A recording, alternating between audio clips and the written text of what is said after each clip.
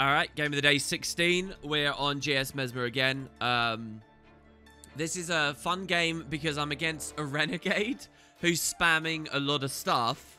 And obviously when you run Greatsword on a Mirage, you get Split Surge, which really ramps up the vulnerability in my application when it can start getting AoEs. So it's a funny game, really. Let's see how it goes. Running out of the side gate at the start here. The reason I chose side gate was because I figure I could just, like, push across here anyway. And we can counter whatever cross they go for. I'm not actually looking for far. I don't know. I just felt like coming out of this gate. The other Mirage on my team had already called for close, so he did that. Now, right here at the start, you probably missed it, but I saw a Mesmer stealth at that gate. And I don't know whether he's just going to try and go for a shatter burst. You don't find it too much lately. But so I just come around here just for a second in case he's going for it. He's obviously opened on the others. So then I move forwards. I've got the target on specifically him. This is kind of bad for him in terms of getting value out of these because of the trail that everyone's running in. All of his stuff's caught behind. Not chrono, so it doesn't take super speed on shatter or anything like that. So yeah, we just pressure this. And we're kind of giving them mid now. And this is okay, except that we've left our Necro in kind of no man's land. So I need to go support that Necro in a second. So here what I'm doing is I'm looking back because... well, there's nothing I'd actually tell her. I don't know. This was kind of weird. Anyway, I just look back because... or maybe I thought that this guy stealthed and turned around. Anyway, the Necro is really the game right now. The main problem with me doing this is that I've left him vulnerable until my close point Mirage can push up. So anyway, we got a good split surge there. You didn't see it because the guy was in stealth, but it was definitely good. He tried to throw a target, and here we GS4. My culling settings right now actually mean that my own Berserkers got culled out there. They're only like that because I was trying to save frames on Beetle races yesterday on the stream. And I'll fix that at some point. So anyway, we killed that guy. The Necro at this point is pulled back into this 2v2 over here. So I just want to be sure that mid is one. And now I'm wondering where the rest of their players are. And we see that they start appearing here. So you got the Thief. And we can kill him by jaunting on him and shattering a couple of times with the Soul Beast. Now this Necro comes in. This is a Blood Necro. And I know it's two bodies and he's a Blood Necro and he can transfuse them together double well and stuff. But if they clump up like that, I get immense value. And this is a Mesmer that's really low, and this is a Thief that we've just dropped. And we do have two players just able to attack. So I'm not actually that concerned, but I do take target on him. We pressure him. He dies as well. This is at that point again where I'm thinking, oh, the game's probably over. So what I'm going to do now is just establish what I'm going to do is defend far. So a portal might not be that valuable on far. However, what I'm going to do is establish it there in case they all go out a side gate and I can rotate off anyway. And, you know, it's still worth getting some value out of at this point. So I drop it there. We notice here that a Renegade is pushed in. And I get really concerned here at the moment because I'm like, oh, there's loads of... what's happened here? Did they get rallies and stuff? But no, it's just that there's loads of Kala spirits around. I opened with the Mage 5 there just for the extra little bit of generation. So one thing, if you really want to, you can look at the way I'm generating clones and utilizing them. Knowing when to shatter versus dodge and ambush more is really kind of fun on this. So here I take all of my generation, a triple thing, and I just illusory ambush over to this, pulling them all over to this firebrand. This is a freshly respawned firebrand here. And watch how quickly we chunk him down. So there's one ambush, there's the second. Before he gets to the node, he's got 15 bleed, 25 vuln, cripple, and he's below half health already here. My guy could just take retarget here. So here you notice I mind rack, which is going to trickle some delayed damage in now.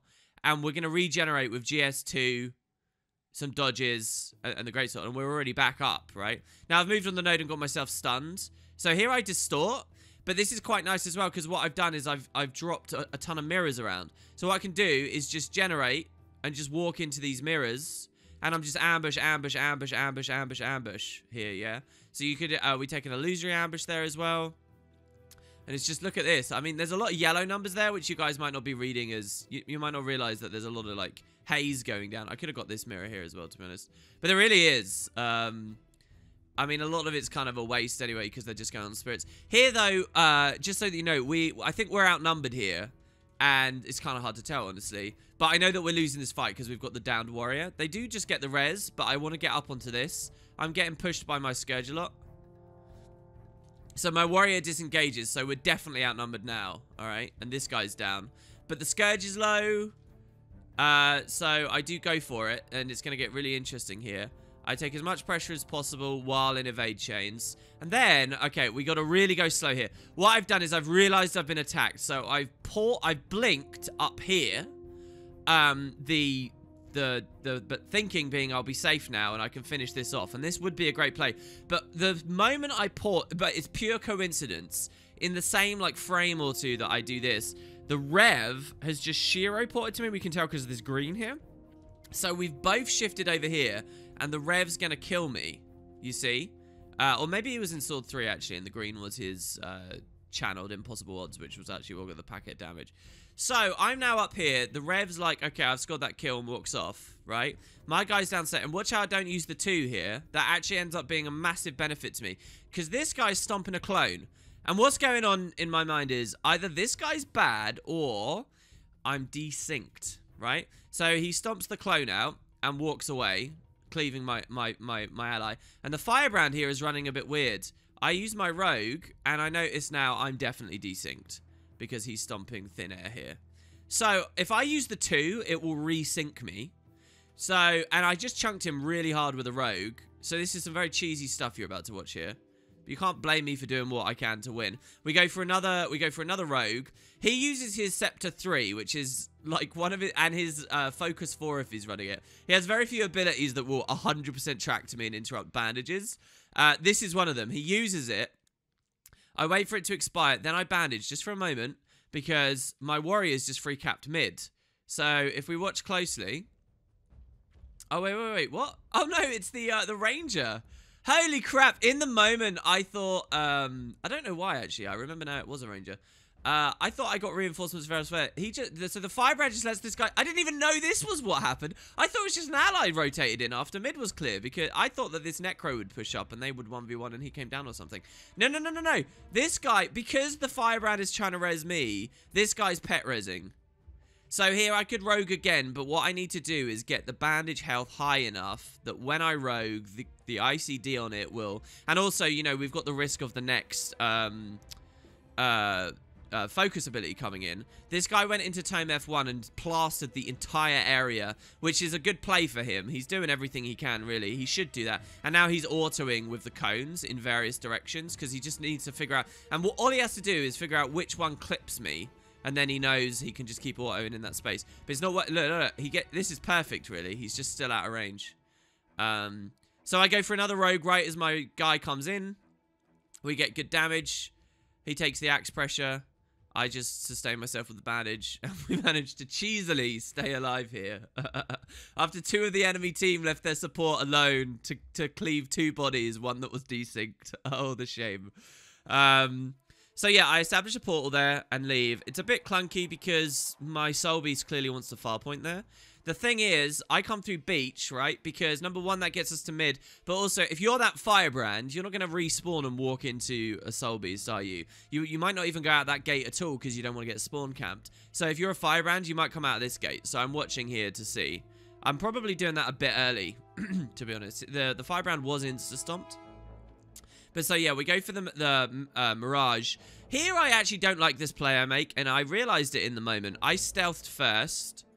I've had some moments where I get jumped really hard, really quick. So I don't know. I'm like a deer in the headlights. But by me stealthing first, what that allows him to do is stealth second. And he gets, the ambush guaranteed. Not the mechanic ambush, but do you know what I mean? Because he's going to see me before I can see him again. And I don't like that. I take an eye wave just as my stealth leaves. And the Mirage didn't capitalize on his advantage there.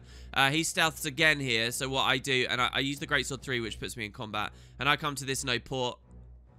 And now I would love Eye Wave because I could push him back off. It's okay, though, because he's going to come into a nest of dazes and blinds.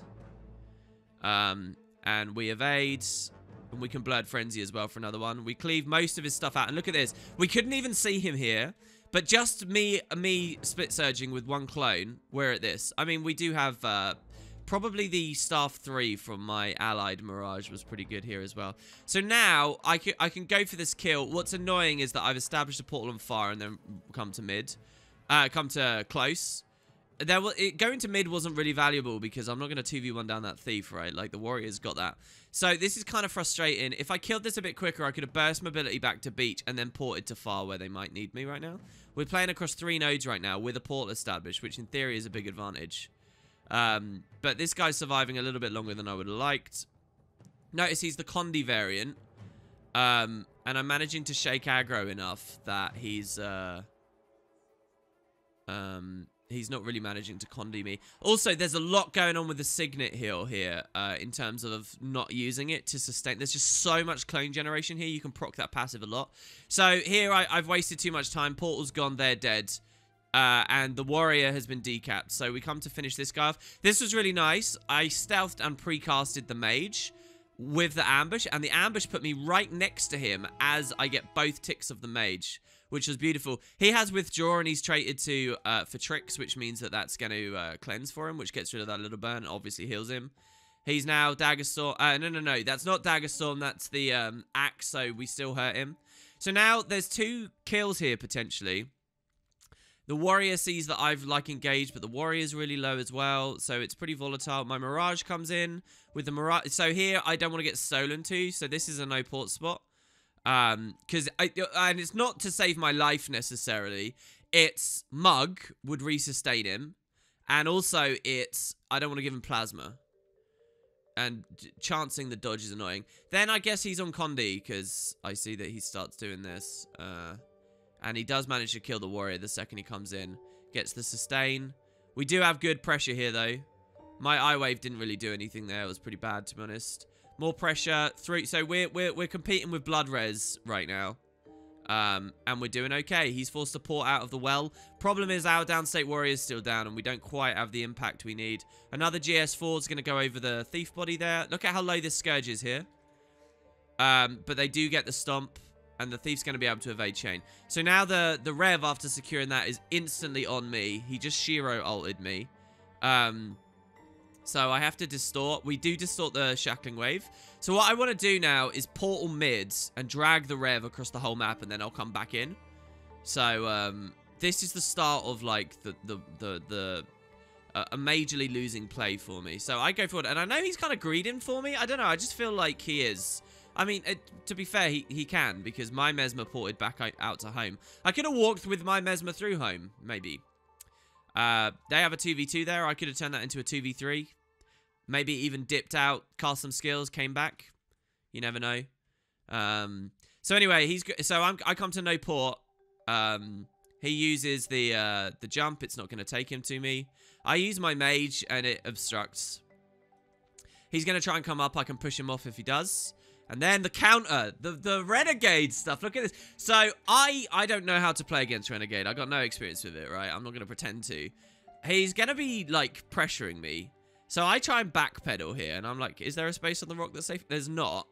And it's just something about these daisies make me shit myself. So I'm still on 100% health. But I get really scared. So I ambush, and that takes me off the rock for a second. The I-Wave doesn't do anything. I come down. I notice that he's using projectile mitigation. This isn't a worry, but it does weaken me.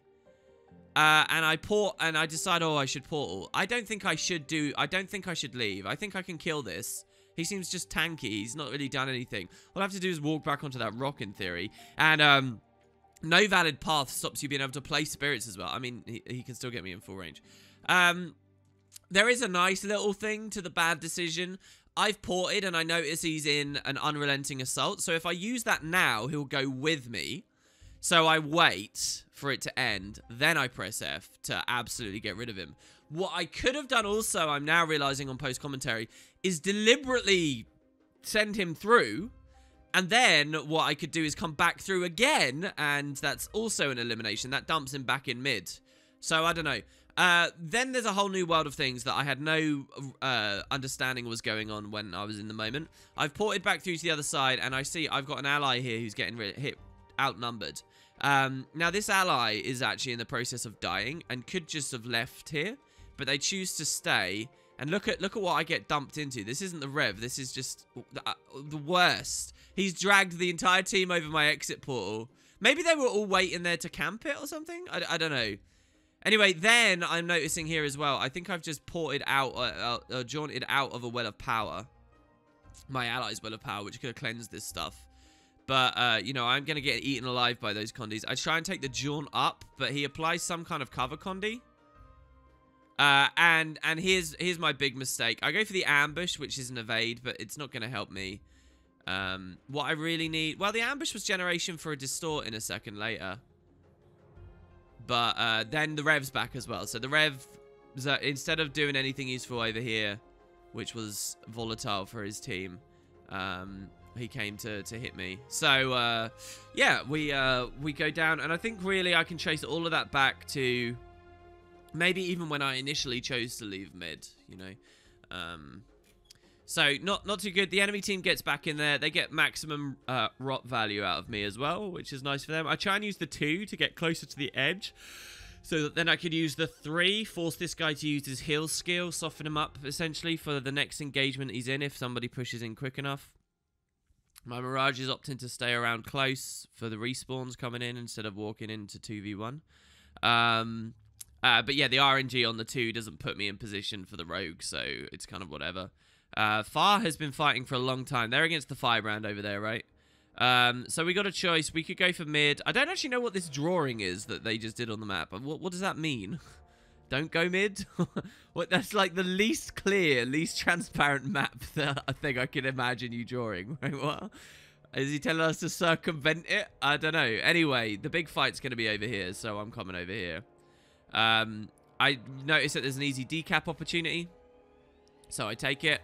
I've got all my generation. After that, I'm just going to offer sustain for these guys. We don't need that node. We're in the process of free capping mid. What we need is to win this fight. So I want to take a target. So I was on the Scourge a little bit. Then I see the Thief. Then I'm going to go back on the Scourge. We score this kill. We're going to Distortion Stomp this. So down that goes, and that's nice because I think that's dazing as well from the Renegade came over the body there. So we're just gonna clear that out, I guess, or just walk through it. So here I noticed something.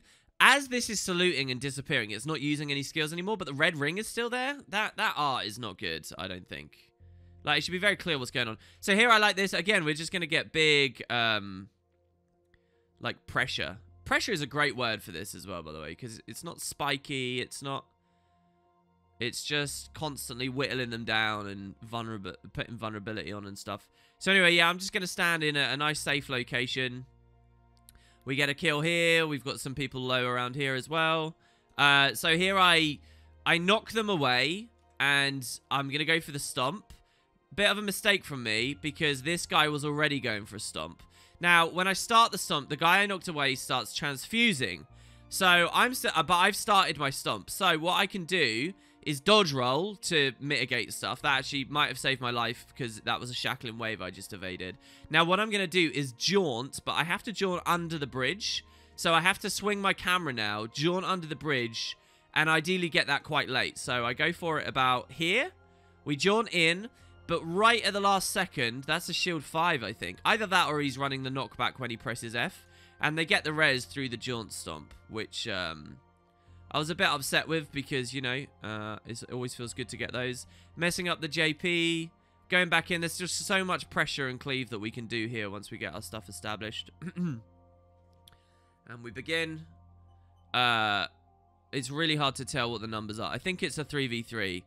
Here I've distorted to generate mirrors, and I'm just going to keep walking in mirrors to just keep blowing them up and just keep pressuring. More greatsword stuff. And watch how, like, I am getting clipped by stuff, but you see all these little 353s coming in? 353, 353. It's from this. Here we got a mirror on top, so I jaunt up, I grab the mirror, another big ambush there. We got the Firebrand very low, the Scourge is very low here as well. Firebrand's going to go down here now. With one more ambush. I come over. I take the stomp. I blind the body, just in case. He gets transfused to the side again. I dodge roll to evade, which is a spirit here. Once again, we can jaunt for this. We jaunt over to the side at the end of the sump. We do land it. And as we land it, the axe bounces from my Soul Beast ally start doing things as well. And they're all cluttered together. And beautiful. Maybe the dodge I did here also ambushed on the clones that were still up and helped out a bit. There you go. So we drop a portal and we leave. And that's really the end of the game there, winning that team fight. So yeah, fun game really for this build, just because there's so much stuff to zerg your skills onto. Here, the best play actually is to jump onto that, because that's our only node, and I messed that up. I'm not really thinking about it, because I turned my brain off, basically, because I figured it was the end of the match. But yeah, I just go for the damage. We got a 5k mind rack there again, because we had managed to stack some Fury and some vulnerability on him right before we did it. And so yeah, there you go. A bit of an unfortunate situation in the middle, but we did almost 40% of the team's damage on that game. And when you're getting 40 plus, that's a good amount right there. 10 kills, 1 death, and yeah, fun stuff. I'll see you guys for the next one.